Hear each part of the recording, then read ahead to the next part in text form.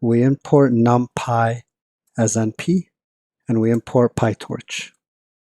Then we print the PyTorch version that we are using.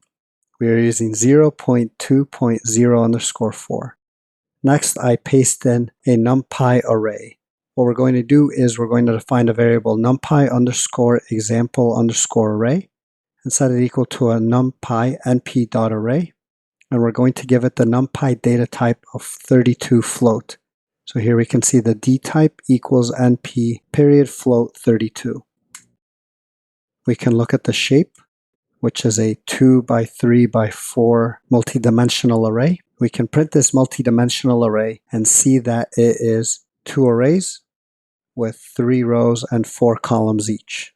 What we want to do is use PyTorch from NumPy functionality to import this multi-dimensional array and make it a PyTorch Tensor. To do that, we're going to define a variable torch_x_flow_tensor and use the PyTorch from NumPy functionality and pass in our variable NumPy_x_array. Then we can print our converted tensor and see that it is a PyTorch float tensor of size 2 by 3 by 4, which matches the NumPy multi-dimensional array shape.